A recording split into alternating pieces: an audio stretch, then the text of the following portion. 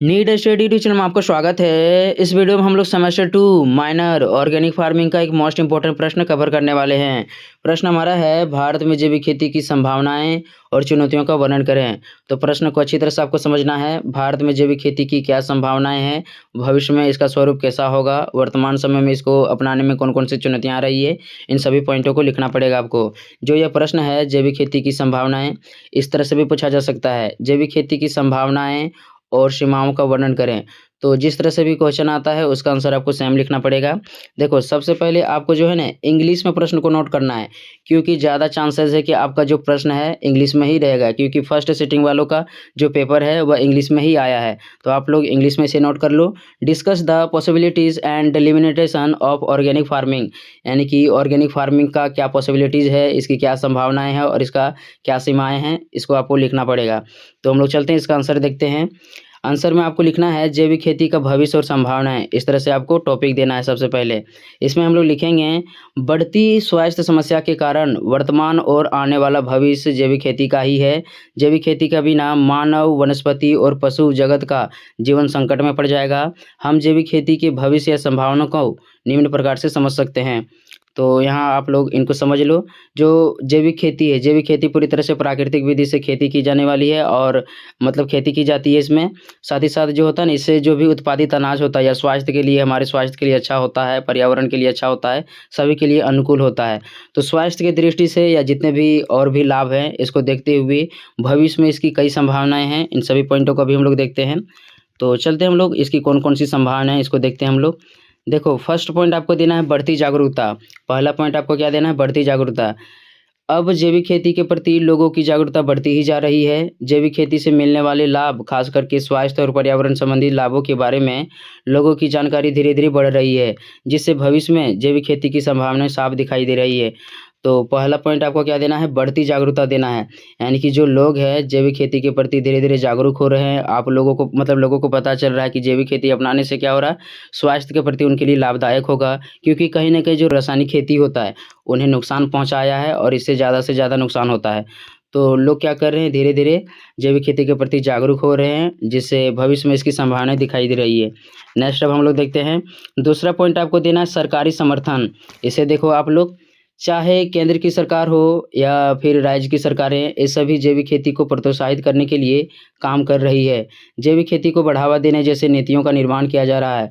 तो देखो, सरकारी समर्थन कहने का मतलब है कि सरकार वर्तमान समय में जैविक खेती को बढ़ावा देने के लिए कई नीतियों को ला रहा है, जिससे जो किसान हैं उनको लाभ मिल रहा है और वे भी जैविक खेती की ओर आगे बढ़ रहे हैं। देखो आगे यहाँ पर है, सरकार का समर्थन मिलने पर किसानों को जैविक खेती अपनाने का भरोसा प्राप्त हो रहा है। इससे भविष्य में जैविक खेती की और भी संभावनाएं दिखाई दे रही है। यानी जो किसान हैं उनको क्या है, सरकार से समर्थन मिल रहा है। तो समर्थन मिलेगा तो कोई भी समर्थन तो लेना ही चाहेगा। तो इससे क्या है, जो भी किसान है जैविक खेती की ओर धीरे धीरे आगे बढ़ रहे हैं। इससे जैविक खेती का जो भविष्य है साफ दिखाई दे रहा है कि आगे भी जो जैविक खेती का क्षेत्र है बढ़ने वाला है। ठीक है, नेक्स्ट अब हम लोग देखते हैं। देखो, तीसरा पॉइंट आपको देना है तकनीक प्रगति, तकनीकी प्रगति। इसको देखो आप लोग, समय के साथ तकनीकी प्रगति हो रही है और जैविक खेती के क्षेत्र में भी ऐसे संसाधन और समाधान विकसित किए जा रहे हैं जो किसानों की चुनौतियों को हल कर सकेंगे। अतः जैविक खेती में भविष्य की संभावनाएं प्रबल दिखाई दे रही है। यानी कि देखो यहाँ पर इसको समझो आप लोग, तकनीक प्रगति कहने का मतलब है कि वर्तमान समय जो जैविक खेती है ना, जैविक खेती में कुछ समस्याएं आ रही है, लेकिन इसमें अभी काम चल रहा है। ऐसे ऐसे तकनीक आ जाएगा जिससे जैविक खेती एकदम तुरंत जस्ट एकदम अच्छी तरह से पर्यावरण विधि से एकदम खेती हो जाएगा। तो तकनीक प्रगति अभी हो रहा है, तकनीक प्रगति होगा तो इससे भविष्य में जैविक खेती की संभावना एकदम और भी बढ़ जाएगा और इसका क्षेत्र भी बढ़ जाएगा। तो तीसरा पॉइंट आपको क्या लिखना है? तकनीक प्रगति। नेक्स्ट अब हम लोग देखते हैं, चौथा पॉइंट है संसाधनों की उपलब्धता। यहाँ पर संसाधनों की उपलब्धता है जिसके चलते से भविष्य में जैविक खेती की संभावनाएं दिखाई दे रही है। इसको देखो आप लोग, संसाधनों की उपलब्धता, देश की विविध जलवायु, अपार प्राकृतिक संपदा, समृद्ध पशुधन, उपभोक्ता बाजार इत्यादि के कारण देश में जैविक खेती की प्रचुर संभावनाएं हैं। साथ ही साथ यहाँ अन्य देशों की अपेक्षा श्रम या मजदूर भी सस्ते और आसानी से उपलब्ध हो जाते हैं। तो यहाँ पर साफ-साफ मतलब है कि जो भारत है यहाँ पर संसाधनों की अच्छी खासी उपलब्धता है, जिससे जैविक खेती को आसानी से किया जा सकता है। चाहे वह जलवायु हो, मौसम हो, पशु हो या जो भी संसाधन हो। इसके अलावा यहाँ तक कि खेती में काम करने वाले जो मज़दूर होते हैं, वह भी सस्ते और आसानी से उपलब्ध हो जाते हैं, जिससे इसका भविष्य जो है जैविक खेती का साफ दिखाई दे रहा है कि आगे भी इसका क्षेत्र बढ़ेगा। ठीक है? तो यह चौथा पॉइंट था संसाधनों की उपलब्धता। नेक्स्ट पॉइंट आपको देना है बाज़ार और बढ़ती माँग।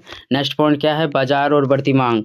जैविक खेती स्वास्थ्य की दृष्टि से काफ़ी अच्छा होता है, जिससे इसकी माँग बढ़ती ही जा रही है। साथ ही साथ यहाँ जैविक उत्पादों के लिए बाज़ार भी उपलब्ध है, जिसके आधार पर स्पष्ट होता है कि भारत में जैविक खेती की जो संभावनाएँ हैं, प्रचुर संभावनाएँ यहाँ पर। देखो इनको आप लोग समझो, जो भारत है, भारत की जनसंख्या काफ़ी अधिक है, तो उनको अनाज तो चाहिए ना, जीवन जीने के लिए कुछ तो मतलब कहीं से तो खरीदना पड़ेगा। तो यहाँ पर जनसंख्या अधिक होने के कारण उपलब्ध बाज़ार भी है और जो जैविक खेती है, जो रहता है ना, स्वास्थ्य की दृष्टि से, पर्यावरण की दृष्टि से सभी के लिए अनुकूल होता है, तो इसकी भी माँग भी अधिक होती है, चाहे वह कितना भी महँगा क्यों ना हो। लोग चाहते हैं कि हमारे स्वास्थ्य के लिए हमें अच्छा मिले, चाहे वह कितना भी पैसा लगे, हम देने के लिए तैयार हैं। तो ऐसे में जो इसका मतलब उपलब्ध बाज़ार है और स्वास्थ्य की दृष्टि से अच्छी होने के कारण जो जैविक खेती है, इसका भविष्य यहाँ पर साफ दिखाई दे रहा है।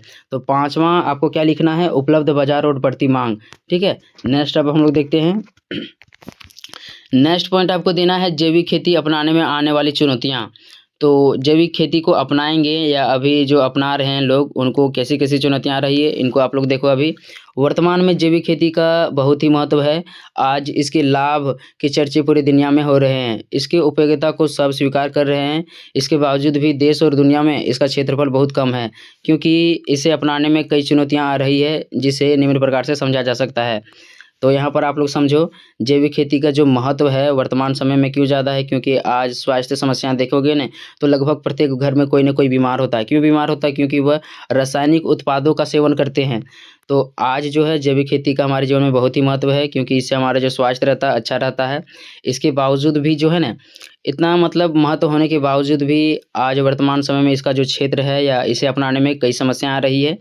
तो उन्हीं समस्याओं का भी हम लोग देखते हैं कि कौन-कौन सी समस्या आ रहा है। देखो, पहला आपको देना है कीट और बीमारी प्रबंधन का अभाव। कीट और बीमारी प्रबंधन का अभाव।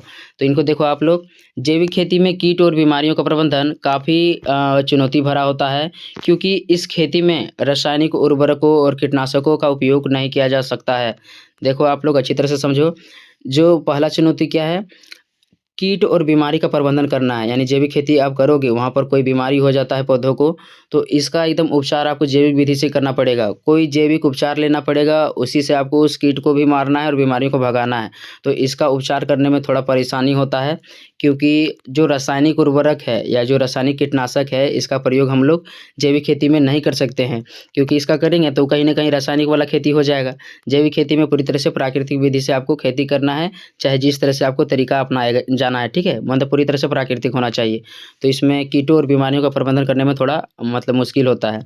नेक्स्ट देखो, आगे आपको लिखना है इसी में जो भी हमारे पास जैविक स्रोत हैं, जिससे हम कीट और बीमारियों का प्रबंधन करते हैं, वे काफ़ी महँगे होते हैं। उनकी मात्रा भी सीमित होती है। ऐसी स्थिति में इनका उपयोग करना कठिन होता है, साथ ही साथ इनके बारे में किसानों का जागरूकता का अभाव होता है। तो यहाँ पर क्या बताया जा रहा है कि जैविक खेती के उपचार के लिए जो भी उसमें कीट और बीमारी लगेंगे, इसका तो स्रोत है, लेकिन जो इसको खरीदना है ना, कीट और बीमारी को भगाने के लिए, तो काफ़ी महँगे होते हैं। क्योंकि जो रहता है, ये जल्दी से इनकी जो सीमित मात्रा होता है, तो सीमित मात्रा रहेगा और अधिक माँग होगी, तो लोग क्या करेंगे? उसमें मतलब अधिक से अधिक उसका महँगा होगा, वहाँ पर अधिक से अधिक पैसा देना पड़ेगा।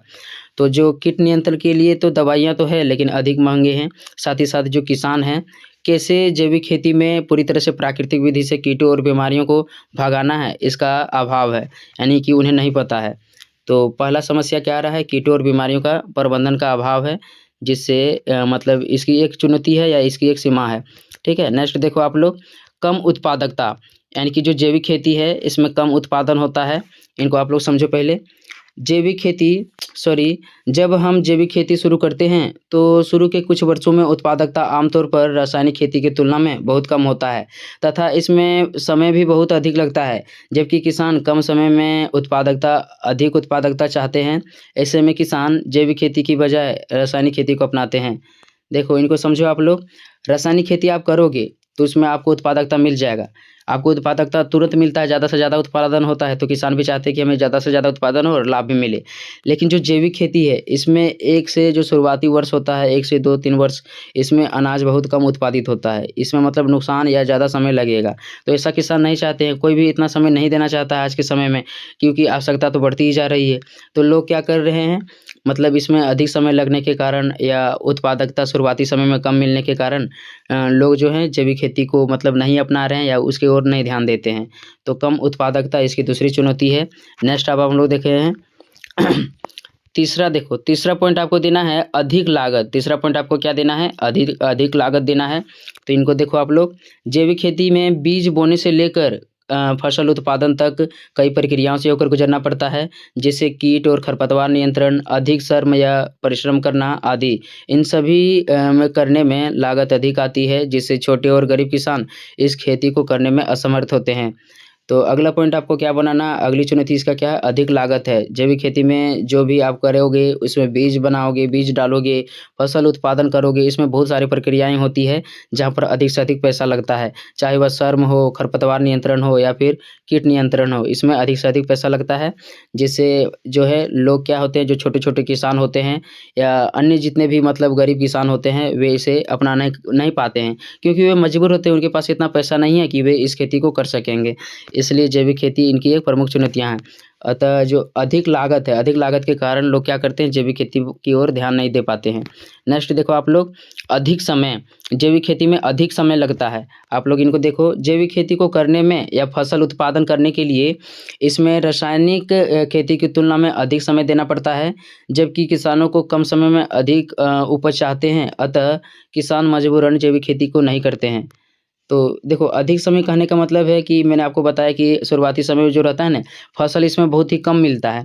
तो और जो रहता है ना जैविक खेती, इसमें पूरी प्राकृतिक विधि से करना पड़ता है, तो हमें कहीं न कहीं पूरी अपने से मेहनत करना पड़ेगा, चाहे वह पशु हो या फिर आदमी हो, उसी से हम लोग को मेहनत करके जैविक खेती करना है। तो इसमें अधिक समय लगता है और कोई भी किसान अधिक समय नहीं देना चाहता है, जबकि रासायनिक जो खेती होता है, इसमें आसानी से जल्दी से अनाजों का उत्पादन हो जाता है। कम ही महीनों में, 2 से 3 महीनों में तो अनाज का उत्पादन हो जाता है। तो लोग क्या करते हैं, अधिक समय देने के कारण मतलब जैविक खेती की ओर ध्यान नहीं दे पा रहे हैं, इसकी एक प्रमुख चुनौती है।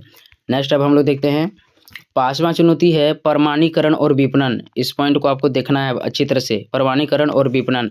देखो यहाँ आप लोग, जैविक उत्पादों को प्रमाणित और बाज़ार में बेचना एक चुनौती है, क्योंकि इसके लिए अतिरिक्त लागत, प्रयास लगते हैं। जैविक उत्पादों की बिक्री के लिए सर्टिफ़िकेट या प्रमाणीकरण की आवश्यकता पड़ती है। तो यदि आप जैविक खेती करती हो, तो उसको आपको मतलब उसकी खेती को करने के लिए आपको एक प्रमाण लेना पड़ेगा, सर्टिफ़िकेट लेना पड़ेगा कि आपका जो उत्पाद होगा पूरी तरह से जैविक उत्पाद होगा, पूरी तरीके से आप प्राकृतिक उत्पाद से एकदम प्राकृतिक विधि से मतलब खेती को कर रहे हैं। तो इसके लिए एक सर्टिफ़िकेट की आवश्यकता पड़ती है, जो आसानी से नहीं मिल पाता है, और मिल भी पाता है तो इसमें बहुत स पैसा लगता है, ज़्यादा से ज़्यादा पैसा लगता है। आगे आप लोग देखो, इसमें आगे आपको लिखना है सर्टिफ़िकेट लेने सर्टिफ़िकेट लेने के लिए एक विस्तृत प्रक्रिया होती है।